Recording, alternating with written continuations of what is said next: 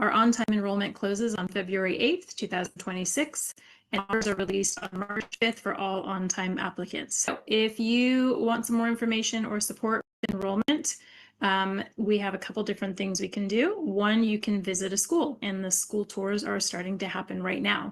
So if you want information on school tours, you can visit the enrollment website at ousd.org/enroll/events-tours to get specific information.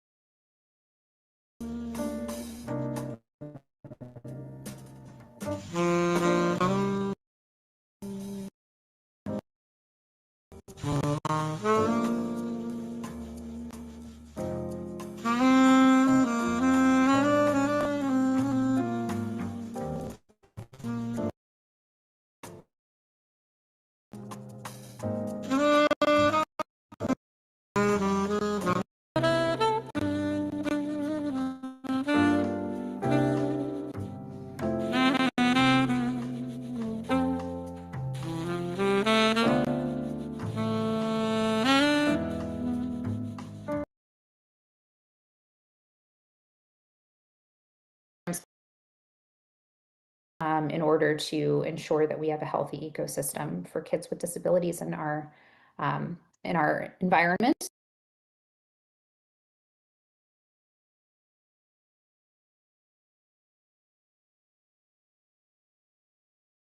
And they do all of our conference travel, food and beverage for professional development. They prepare the space, they get the vendor, they prepare the food orders. They manage our physical inventory to make sure that we are alerted if we're getting low on something we need. They man our phone lines and direct calls, greet people who come in person to the Santa Fe, and maintain our records, which is also a huge body of work, given that we receive requests for records on a daily basis from different school districts, from parents, from agencies like the Regional Center for the East Bay, and from other government agencies and organizations.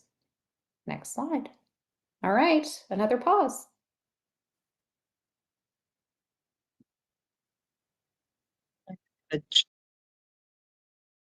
Progress toward the goals and action items that have been established for the community. We meet with those folks at least monthly, often more than monthly, so special education specific time to talk about where we're celebrating progress and where we have concerns.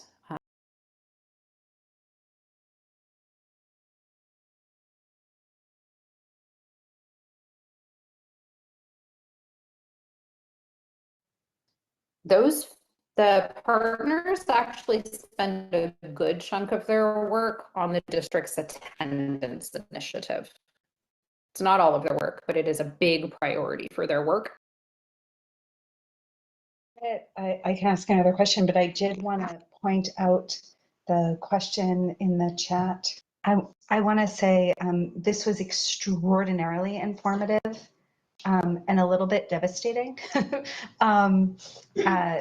As you know, I've been speaking for years about what is this seeming disconnect between having all schools being inclusion schools and to be able to safely and adequately learn in any school setting within OUSD.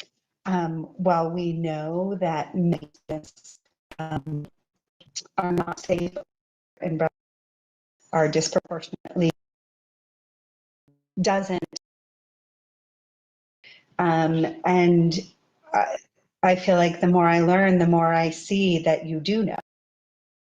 You're doing the breadth of work that is possible with your resources, and to see a pathetic lack of care, service provision, or understanding, and that it is simply a disconnect of resources and implementation, means that there's a lot less room for improvement. And it means that as we are looking at these cuts, particularly to Central and particularly to your staff, which is clearly so under resourced already to be able to do what to make our students able to go to school, learn, and board, and to complete understanding that we have to find $100 million, that there is no room here to find that money. So Loud. Thank you for sharing the link to adult and career. Is your hand up?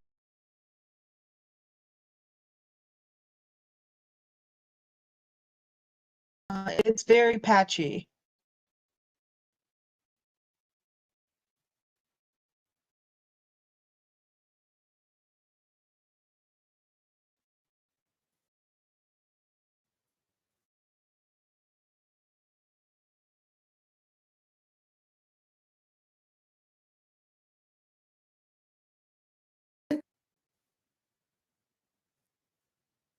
Better if you put it in the chat.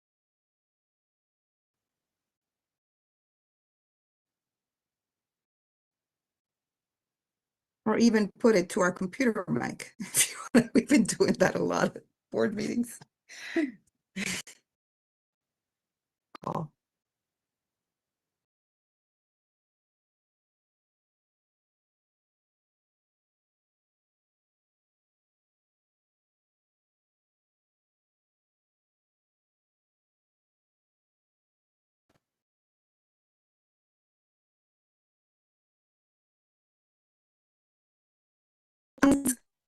I was hoping to get Sheila's comment in here somehow, but I don't know if she's. So the CAC is very strong in trying to create collective positions and views, gathering from everyone. So I'm hoping for a very strong participation of this committee in these 2 meetings, 3 meetings. But definitely the ones of the Parent and Student Advisory Committee. All right, and our last comment does come from Sheila. She got it in here. And she Hey! says she's worried about ongoing cuts and more harm being done.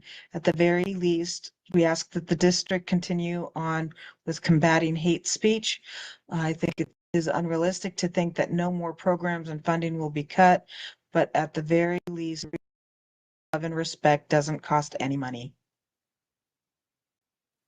And with that send off, I thank everyone.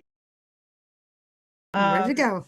If you hit the debrief link. I'm going to stop. Yes, there we go. And Good night. good night.